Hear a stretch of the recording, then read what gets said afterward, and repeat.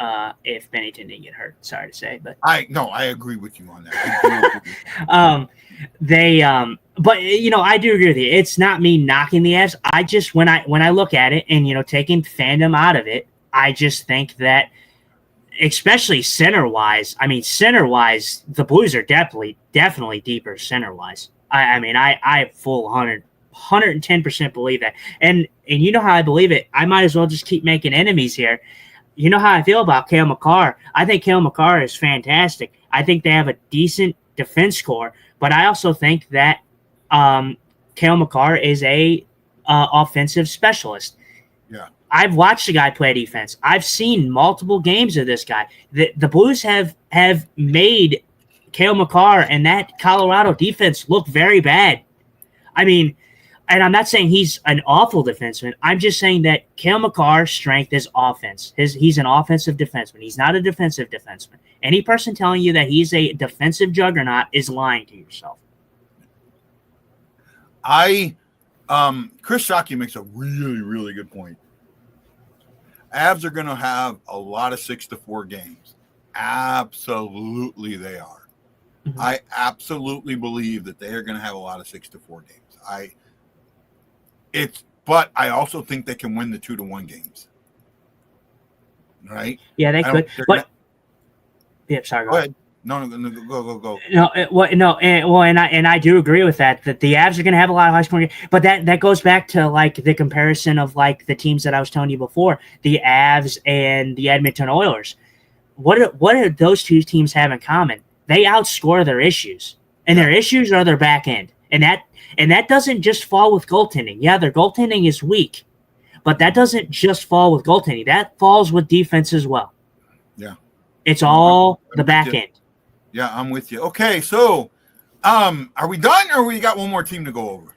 We got our own. We got ours truly, the St. Louis Blues. One more team to go over. So we are going to cover the St. Louis Blues. Okay, the St. Louis Blues, our lineup. And I hate these lineups. Hate them. But we'll get into that. You have Robert Thomas centering Pavel Buchnevich and Demi Snuggerud. I think I said that right for a change. Yeah. For the most, right? Yeah. Braden Shen with Dylan Holloway and Jordan Kyrou. Then you have Peter Suter with Jake Neighbors and Nick Bergstad. Then on the fourth line, you have Sundqvist with Joseph and Torpachenko. I could not hate that line more. Yeah. Defense, you have Fowler with Parayko. Boberg with Falk, Tyler Tucker with Logan Malou. I don't like that at all. And then goaltending, the only thing I like, you have Jordan Bennington with Joel Hofer. I'll let you go first because I don't go. And for me, I'm not dead set on like this. Like this is what this says. I don't think that this is how this is probably going to stack up in the end. Mm-hmm. I think that it'll be different. Like, I don't think Matthew Joseph should not start in this lineup. Nathan Walker should just as easily be in the lineup. I don't think he does start this. As for the Snuggerud thing, we kind of been going back and forth on that. It can either be a blessing in disguise or it can be a curse. I don't know what they do. I don't know if they do start him with Robert Thomas. I do think that at some point, if he is not starting on that line, that Snuggerud will get time with Robert Thomas. On the first line at some point. But as for like the second line, like that's a line that I told you that I thought was going to be a line anyways. Like I thought that would be 100% where they were going to go. I don't see why you would split that line up right now. It shouldn't be our second line though. Well, and I know how you like. I know how you are saying how they should do the lines, and like rotate. We discussed that. We don't have to get into anything like that. Yeah. I know what you're saying, but as of right now, like I'm okay with that second line. I figured that was going to be what it was, anyways. As for defense, it's interesting. Mail is going to be interesting. I don't know, how he's going to work out with Tyler Tucker. I like Tucker. I think Tucker really proved himself. He's not going to play third. He's not going to play third pairing. Okay, he's not. they're going to have to take either Falk or one of those three guys has got to, Falk or Fowler has got to drop down. And Maylou needs to go. I would like to see Boberg with Pareko, Maylou with Falk, or Maylou with Fowler, and then Tucker with Falk. And that says something when you have 4 guys, maybe 5 guys, that can play top 4 minutes. Right? But Maylou is a rookie with nothing but potential. And potential is only good if it works. Yeah, I kind of cut out there for a minute, but yeah. Oh, boy, you just missed a rant then. I think that either Fowler or Falk needs to drop down. Right? Yeah, I heard that. I heard that. Where Fowler is. Boberg needs to go where Fowler is. Either Fowler or Falk can play the second, and the other one can drop down to third with Tucker. And you put Maylou where Boberg is. That's what I think the defense needs to be. And you know what? Our defense is only missing one thing. And I think everyone is, for the past 6 or 7 years, our defense sucks. We need to get better on defense. We need better defensemen. We need better defensemen. And as much as the fan has said it, we've done little to address it. And the reason we've done little to address it is because Armstrong knows that that's a bullshit thought process. That our defense has never been that bad. It's not that bad. I mean, you talk about it is an aging defense core, but you made it significantly younger. Adding Maylou and Broberg. So I mean, you got. But see, what I don't understand is that it kind of goes. We're not going to talk about it or anything like that, but it goes back to what we were talking about with fans who just bitch to bitch. I mean. It's not that. It's not bitch to bitch. It's that they see they're what's the frickin' bird? They're mimic birds. The majority of St. Louis Blues fans are mimic birds, right? Minor birds, right? They heard somebody say on a podcast or whatever, the Blues have a bad defense, so they mimic it. Blues have a bad defense. The Blues have a bad defense. When you ask them why the Blues have a bad defense, they can't give you an answer. Give me an answer. Why the Blues have a bad defense? Well, we give up too many goals. Really? No. We give up too many shots. Why do we give up too many shots? Well, because our defense is bad. No, that's not why we give up too many shots. They can't answer the question. And that's an issue. And yes, I am banging on Blues fans right now. At one time, when I started my fanhood, I became a fan but when I really started understanding the game of hockey in my high school years, the mid 80s, right? 82, 83, 84, 85, 86, 87, 88, 89, 90. I learned from the fans in the stands how the game should be played, what to see in the game. New fans need to stop being fucking mimic birds and learn how the game works. And be able to answer the questions. The reason we give up so many shots is we didn't have an offense that did anything. And once we got a coach that understood that and changed the system, we didn't give up so many shots anymore.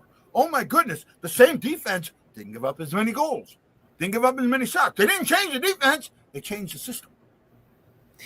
Yeah, that too. Well, and you also have to take into account, like, look at certain teams. Some of their systems. I mean, look at a team like Carolina, for instance. Yeah. What does Carolina do? Like, they don't shoot. Like, they shoot the puck like from anywhere. Like, they just rip that fucking thing. I mean, it doesn't matter where they are on the ice. They just rip that thing, and they average what? They average probably the most shots in the game. I mean, so it also comes down to systems too, like how teams play. Like, there's teams that are like the Blues, where they don't take as many shots and they're opportunistic when they need to be. Or there's teams like Carolina who shoot from anywhere. That plays a factor too. Yeah, no, but the thing is, And yes, here I am. I'm being stupid. I'm calling out the people that I want to watch the show. I'm calling them out, but I don't think I'm wrong. I honestly don't think I'm wrong. There are some people here that have known me for a while.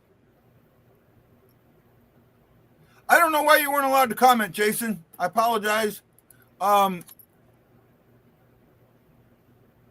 sat in bars. Opening game last year. I sat down in the third row, right? Mm-hmm. All-inclusive ticket, third row. Somebody got it for me. Thank you. I can't say his name, but appreciate you.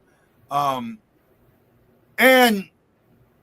I mentioned how bad Berube, how really, everyone was, oh, we need Berube back. And I'm like, oh, no, we don't. And you should have heard the stink I got. Yet I was completely right. I was completely right. What we've seen is what Berube has did to the team afterwards. Great, he won the cup, but then he pissed in it. Right? I'm sorry. I want at one time, St. Louis fans were considered the most, and I'm not talking hockey fans, I'm talking St. Louis fans. Right? Baseball, yeah, football, hockey, basketball, whatever it was.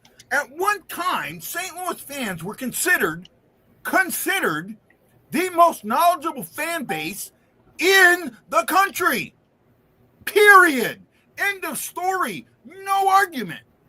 Well, now we're not there anymore. Mm-hmm. Okay, I'm sorry, we're not there anymore. And that hurts. And to sit there and hear, and look, Corey, are you still there, Corey? Can you give me some love if you're still there? No, I'm being serious. I want to know if Corey's here because I want him to hear this. I hope he is. I don't know if he is. I mean, we're down. We were up to on 11 or 12 people. Now we're down to 5. But I love what Corey does, and you know that, right? Mm-hmm. But at the same time, when I hear Corey, this is why I've been doing the stitches and kind of filling him in on some of the history that he's missed or he doesn't know about. And to sit there and say, look, we as fans need to get out of our own way and learn that the history is important. Right? Not just when you started watching. You've got to go back. You've got to go back to the 60s, to the first team. You got to go back to the 70s. You got to go back to that era and understand what those eras were. Right? You got to understand the David Payne era where we had the worst team in the league. What happened with that? What happened with the Walmart money and all of that stuff? You got to understand that. We went through a series of really bad owners who didn't understand hockey.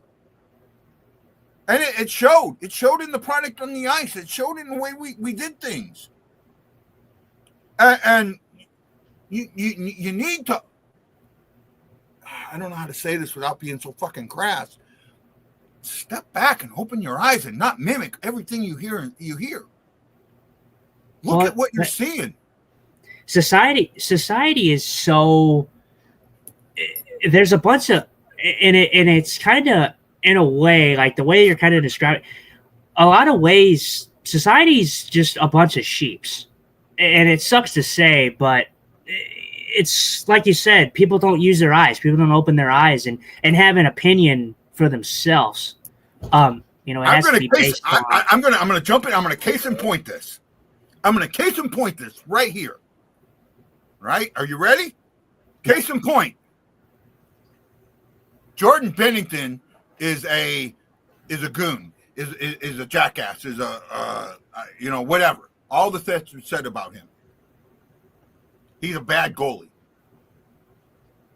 His numbers, his this, that. Stop. Use your eyes. Look at what you got to understand the entire situation. Understand the Ryan Hartman situation. Understand the Nazem Kadri situation.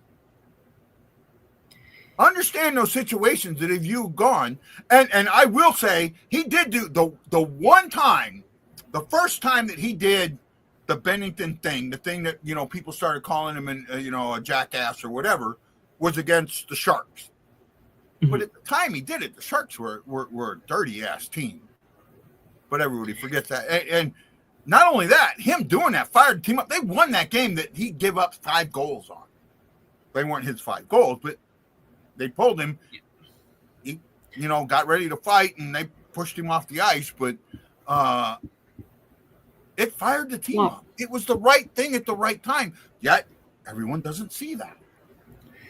And we're Blues fans, so I mean, obviously we're gonna have a little bit of bias, towards our guys and how we feel about things. But I think I tend to not take any input per se. I listen to other people, other fan bases, other podcasts. I tend to not look at anything like that too much because, for one, they don't watch Blues hockey. They're going off of like a small sample size, and like what I mean is like they play a game against their said team or so and so. Like it's not a thing where they watch Blues hockey. Like I go around the league and I watch multiple games. Like I don't just sit and watch the Blues. I'm a hockey fan, so I go and watch different teams. So I know coming in, not just games against the Blues. I know coming in how teams play, who, what player does what player does what kind of reputation that player has sustained over the league and the season, stuff like that. So, I mean, I don't really look at anything like Jordan Bennington-esque as anything too serious because those players those people don't watch consistently. Yeah. Well, they become mimics. Yeah, And that's for sure. That's the thing. Ryan when the Ryan Hartman thing happened, right? Mm-hmm. I got told by so many, Ryan Hartman's a good guy. Ryan Hartman had been suspended 5 times up to that point. 5 separate times up to that point. He's been suspended twice since. Yeah, Hold on. Stop. Right? I got called out.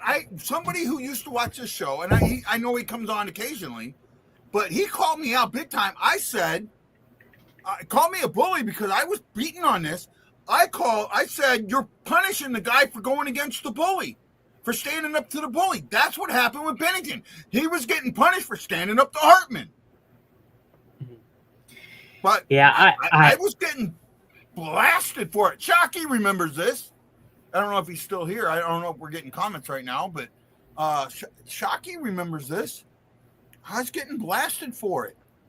Mm-hmm. But again, when it comes to our team, take a freaking step back and stop mimicking everybody else and look at what you see. Use your eyes. And this is kind of what I'm going to, talk about now, considering you're bringing this up. Yeah, go ahead. Who do you think, in your opinion, because I have my answer, I'm pretty sure it's worldwide. Who is the best player in the world right now in hockey? To me, it's an A-B toss-up between Draisaitl and McDavid. Okay, so McDavid. Okay, well, what I was looking for was McDavid. I like Draisaitl too. I agree with that 100%. I'm just giving you an honest answer there. No. I know, but it segues into something because I want to say this. People say that the Blues defense is bad, right? That's the general consensus. Oh, it's aging, it's bad, and I get that this is only one player, Colton Parayko. People look at Colton Parayko as a pretty decent defenseman. Do you know who said is the hardest defenseman to play against him, against Connor McDavid? Yeah, I think you said it was Parayko, right? Colton Parayko. Yeah. Colton Parayko he said that Colton Parayko is the hardest defenseman he has ever played against. That speaks testament that the best player in the world has that high of praise for a guy like Colton Parayko. Yeah.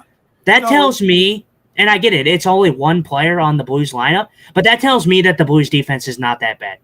Yeah. He was injured for a while, and that injury, it was a back injury, and it took a lot of time to heal. Mm-hmm. And he played with a bad back. He played with a bad back for a while, and it was obvious. And I understood everything that was going on and how it was happening and A, B, C, and D and all of that. But again, I want Blues fans to take a frickin' step back. We got 15 minutes left and we're doing 2 hours of a 1 hour show. You had something you wanted to go over, and I want to let you go over that. We're not going to talk about it a lot. We might stop a little bit here and there, but for the most part, this was a little bit. First of all, let me ask you: do you like how we did today's show? Yeah, I think it went really well. Okay. I enjoyed that for sure. I wanted to get into kind of where I thought each team. Like I said, we're not going to go into it. We can kind of cover that in the next show when we talk about power plays, et cetera, et cetera. Yeah. Well, I mean, look, we're an hour and 45 minutes into a 1 hour show. So, but I think I want to go over quickly. I think I want to start with goaltending in the Central Division. And who I have at number 8 for goaltending is Utah. Mm-hmm. I have Utah at number 8. And the reason I have Utah at number 8 is because I have Chicago at number 7 because I like Spencer Knight. And that's the reason why I do not have them swapped. So I have Utah at number 8, Chicago at number 7. So number 6, I have Colorado. Colorado was tough because I really like Spencer Knight. So I was thinking, hey, should I swap Chicago and Colorado? I said no. Colorado is just Colorado. I'm sorry. Mm-hmm. Nashville, I have at number 5. This is where I'm gonna. I could have swapped, and I'm looking at your rankings, and I could have easily swapped Chicago, Colorado, and Nashville, or I could have taken Colorado and put them at number 4 and dropped your number 4 down, 4 and 5 down. Yeah, and like I said, that is kind of why I was talking about how the Central Division is so good that you can put, and you can mismatch each one that you want, and I do agree with you in a way. Because I'm not big on my number 4, and number 4 is Minnesota for goaltending. Mm-hmm. I think I like UC Saros better than I like both goaltenders in Minnesota, but I just think as a tandem wise, I think they have a better tandem than Nashville does. Just because UC Saros. I get that to a point. But I think Colorado, and I said this before, it's really hard to separate the team in front of the goaltending tandem. You can do that with Nashville. You can do that with Minnesota. It's really hard to do that with Colorado. So that's why I would move them up. Okay, go ahead. And I respect your opinion there. I just went off of what I specifically thought. No. I know that. I'm just giving you what my idea is on top of yours. My number 3 was Winnipeg. Mm-hmm. And Connor Hellebuck is a great goaltender. God, is he abysmal in the playoffs, but I mean, he's a great goalie. Winnipeg overuses him, but I think Eric Comrie is not that bad of a backup when they give him a chance. But we don't see him as much as we should. Yeah. Gotcha.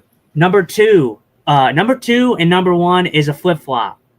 The reason I have Dallas at number 2 is because I like Ottinger, but their backup is the reason that they fall at number 2.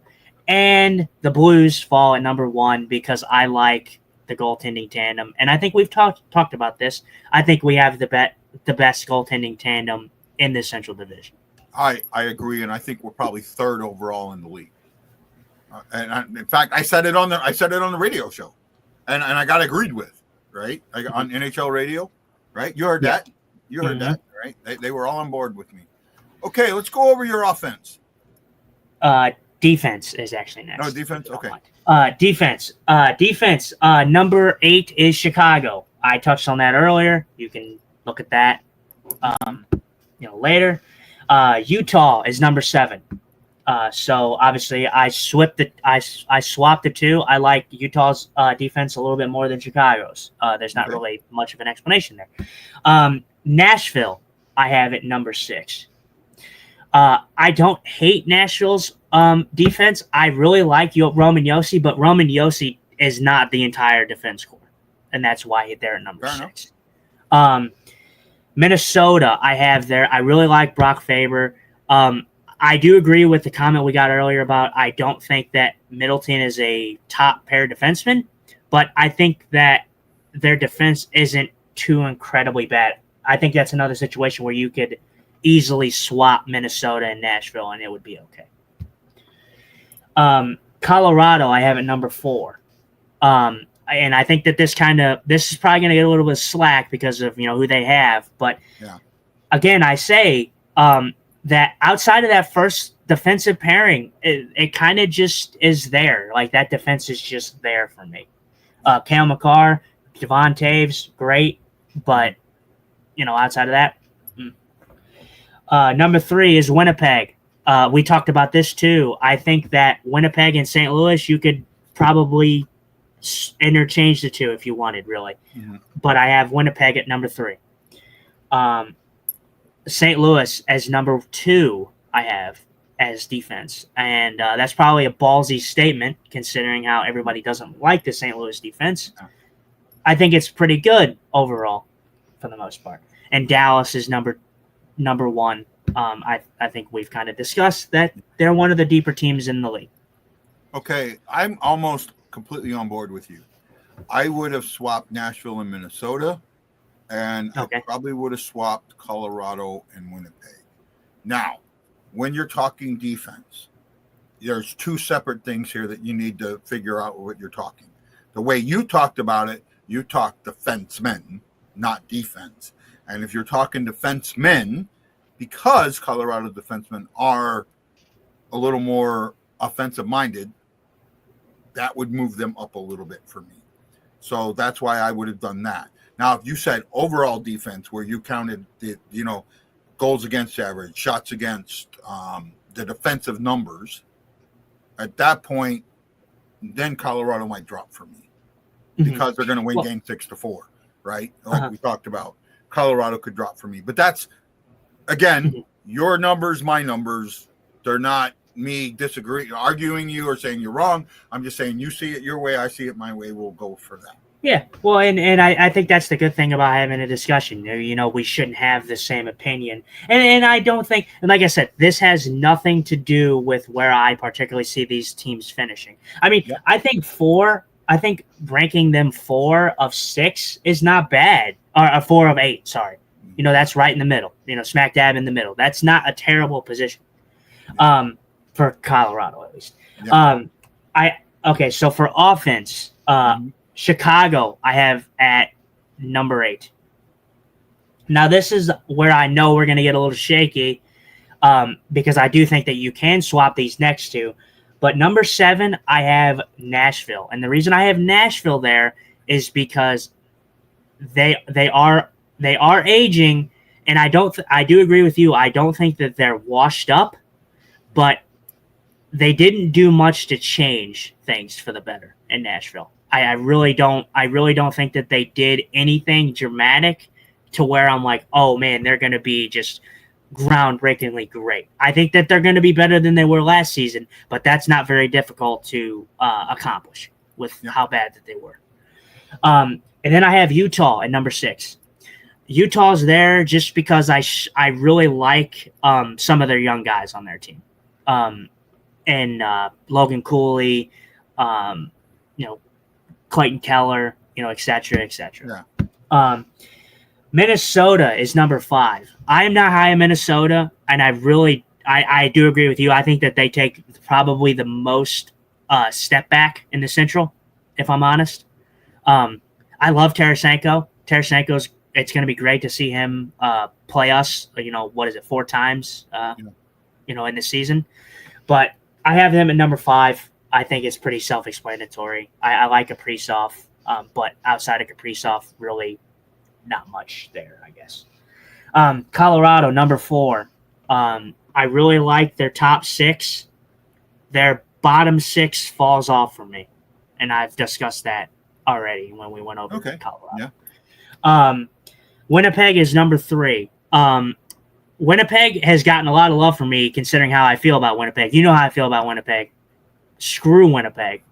but Yeah. they're a good team. They're constructed pretty well. The thing that puts me over the edge is Taves. I really like Jonathan Taves, and I can't wait to see what he does. I do think that they take a step back, though, like we were talking about earlier. Yeah. Number 2, I have St. Louis, and it kind of goes to what I was telling you about earlier, where I find that St. Louis is deep, especially when it comes to the center position. Centers play a crucial role for the offense. So I think as of 4 lines, I think St. Louis will run them pretty well. And then Dallas, I think they have the overall best offense. And I think that's pretty self-explanatory. Well, this is where I'm sorry, man. We completely disagree on this one. I would not have Nashville at 7. Utah and Chicago at the bottom, I don't have an issue with. Minnesota, I would put Minnesota at 6. I would probably have Nashville at 4. I would drop Winnipeg to 5. I would drop St. Louis to 5. I would have Colorado at 1, Winnipeg at 2, Dallas at 3, Nashville at 4, St. Louis at 5, probably Minnesota at 6, or something like that. Okay. I would change this a lot. Right. Okay. Or Dallas, I probably said something over, but I think Colorado, when it comes to offense, has the best offense in the division. Overall offense, right? Especially when you add that Makar is an offensive defenseman, he adds to that, right? Mm-hmm. Overall offense, I just think that they're going to be the best offensive team in the division, but they're not going to be the best defensive team, and that's what's going to hurt them. That's what. Yeah, well, and like I said, that's the hard thing with ranking the Central Division is everything is interchangeable. I really do think that looking at my rankings that I gave, I could just as easily swap Colorado and put them 3rd and put Winnipeg 4th. Yeah, I could just as I was not going to put St. Louis at number 1. No, I just, for me, I'm high on the Blues team, obviously. Obviously, being the Blues fan, it's going to come off as biased, but I really just think that the Blues really improved from last season. I think that they have the potential for improvement. Overall improvement, I don't know, because we got what? 14 games of Snuggerud, right? Mm-hmm. We got 14 games, and look, I get it, but we're like, oh my God, he's going to be, and I seen a prediction of him winning the Calder and that. Great. He's not there. Potential is potential until it, all it is potential until it actually becomes something other than potential. So that's kind of the thing for me. We have Nashville. guys who can put. Say again. Sorry. Go ahead. No. Sorry. Go ahead and you finish, and then I will go. Yeah. The Scary says the Avs have the best offense in hockey. Any ranking that doesn't have the 1 or 2 in the entire league is a joke. I wouldn't call it a joke, but it's their opinion. They're Scary. Be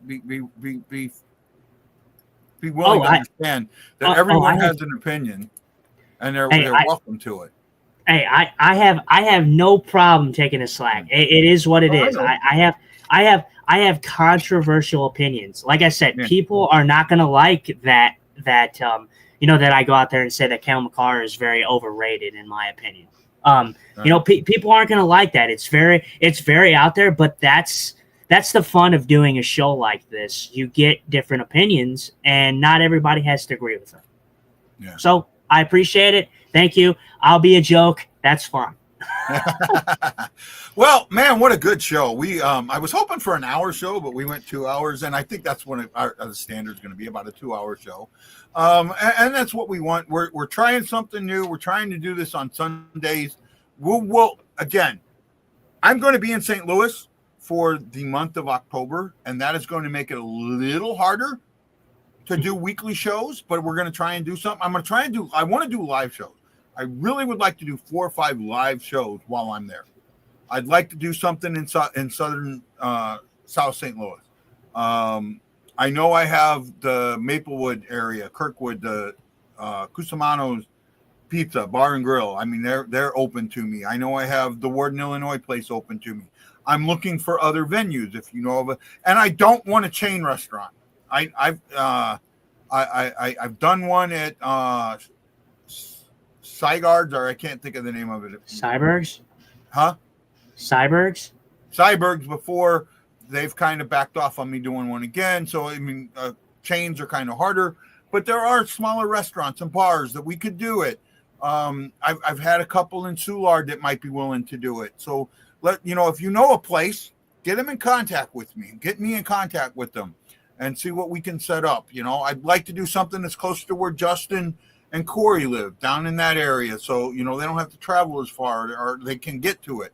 I want to try and do things around. I want to get the BlueNote. I want to get the Hawaii Blues Fan Clan together this time. I want to focus on that. So, while I'm home, let's make the best of it. Justin, thank you so much for joining me again and for doing the show. Thank you. Again, and I want to say this to you. I'm going to say it to you live, right? Don't have any issue with asking me about ways we do the show. I want this to be our show, right? Yeah, it might have my name on it, but it's our show. You know what I mean? Mm-hmm. Right? Sure. I want us both comfortable with what we're doing, and we're both on the same thing. I think next show is going to be the Justin show. I think the next show we do, I'm going to let you lead the show, bud. I'm going to let you pick the topics, and let you lead the show and go from there and see how we do and have fun with it. And that's the biggest thing, having fun with it. We're getting closer and closer to hockey season. Keep watching those TikToks. Watch me on TikTok. Watch Corey on TikTok. St. Louis Hockey Fan, STL Hockey Fan. Stay with us. Keep going. Share us with your friends. Let's make the show work. That's all I can say. You got any last minute words there, Bus? I think we're all getting ready and getting pretty excited for the hockey season. I can't wait. I think it's 51 days away. I think I saw earlier today. Yeah. So yeah, I can't wait. I hope you guys stick with us and bear with us, and I hope you guys are enjoying the content that we're trying to put out for you guys. And let's go Blues as always. Yep. Well, here we go. Let's end the show the right way. Let's go Blues. Let's go Blues. Hawaii Blues fan, we're bleeding blue with you. Let's go Blues! Let's go Blues! Let's go Blues! Got to get him to do one with all the boys in their Blues jerseys. This is Guy for Justin saying aloha, mahalo, and thank you so much for watching the BlueNote Fan Report. We put a big shout out to John Hepner, Howard Smith, Jason Nichols, Gabe Overture, Brandon Wright, Aaron Nels, Edward Lusick, and Erickson Krieger for putting that thumb up and giving us some love on Facebook. If you did it on YouTube, we greatly appreciate you. We just can't see your name. This is Guy and Justin saying, till next time, you gotta know, we are bleeding blue with you. And aloha.